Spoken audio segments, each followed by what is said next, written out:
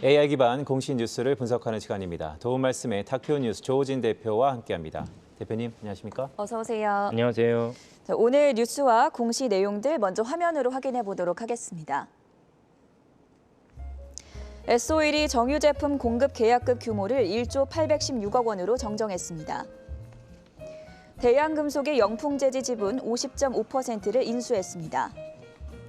키움증권은 심택의 2분기 깜짝 실적이 전망된다고 밝혔습니다.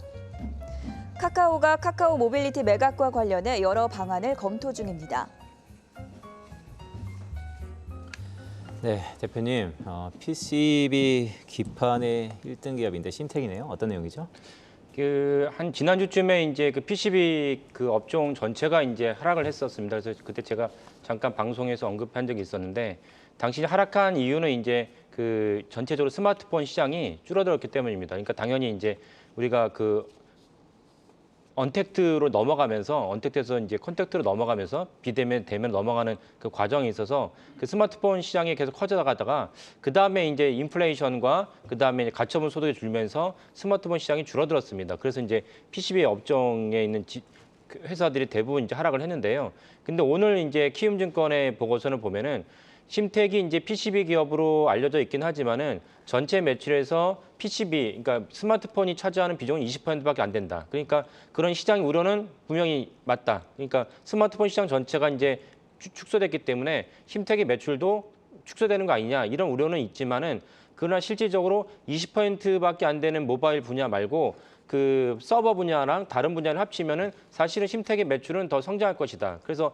키움증권은 심택의 2분기에는 깜짝 실적을 발표할 거다. 이렇게 전망을 하고 있습니다. 그래서 이제 목표 주가도 이제 상향을 했죠.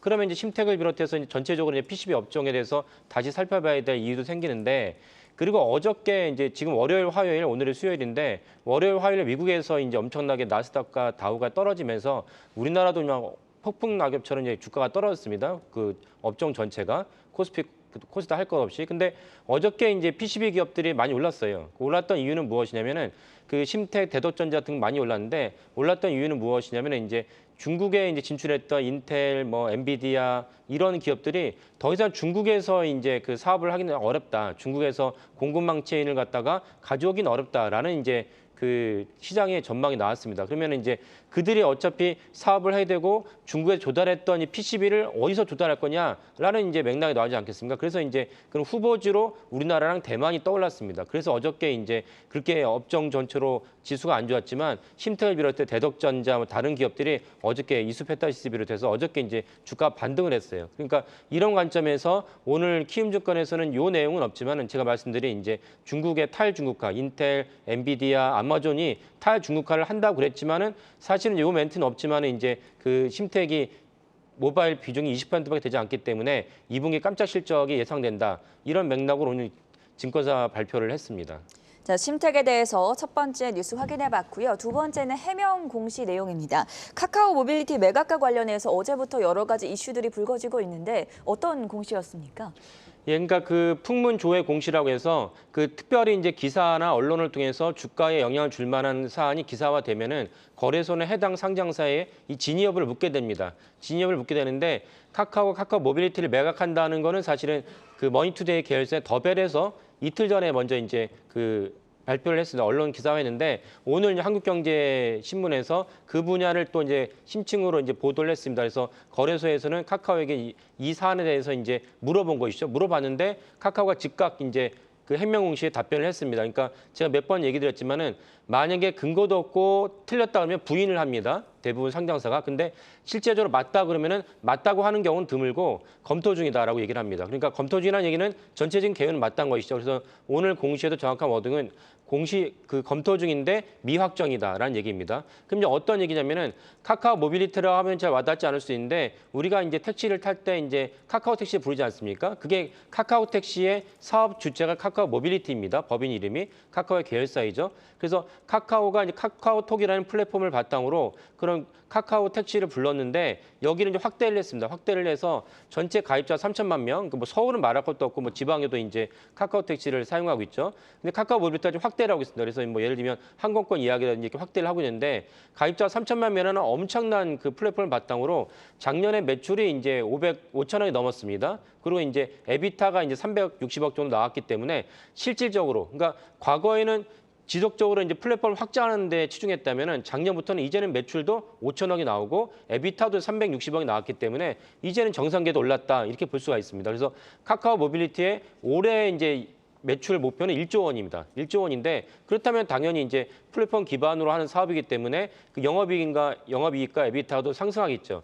이런 상황이었는데 그 MBK는 이제 아시아에서 대표적인 이제 사모펀드입니다. 김병주 회장, MBK라는 게 마이클 병주킴의 약자이거든요. 김병주 회장이 먼저 이제 카카오에 제안을 했다는 것입니다. 우리가 내가 카카오 모빌리티 살 테니까 협상을 하자. 이유는 무엇이냐면 김병주 회장 아이디어는 무엇이냐면 카카오 모빌리티가 카카오에 엮여져 있기 때문에 카카오도 이제 몇 년 전부터 이제 대기업 그 공정위에 이제 그 지분 거래나 여러 가지 제한을 받는 그 재벌로 분류되지 않습니까? 그렇기 때문에 이제 카카오 모빌리티가 사업을 하는데 방해가 된다. 그러니까 차라리 나한테 팔아라.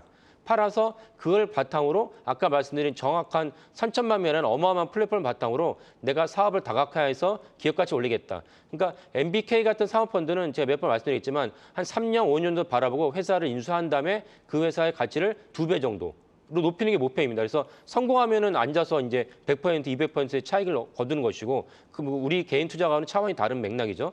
그래서 MBK는 이런 식에서 많이 성공을 했습니다. 그래서 MBK는 이제 이런 맥락에서 카카오 모빌리티를 카카오에서 떼내면 더 훨씬 많은 사업을 하고 많은 매출과 영업이익을 창출할 수 있다. 그래서 카카오랑 협상을 하고 있는데 당연히 카카오 입장에서는 이것이 매각하는 것이 맞느냐라는 맥락에서 협상 단가 관련해서 이제 논의 중으로 알고 있습니다.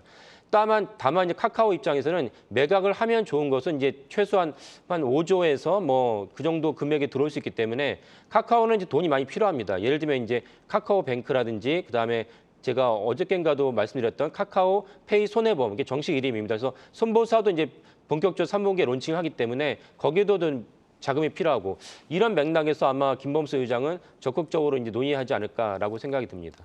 네, 지금까지 타키오 뉴스의 조호진 대표였습니다. 고맙습니다. 네, 감사합니다.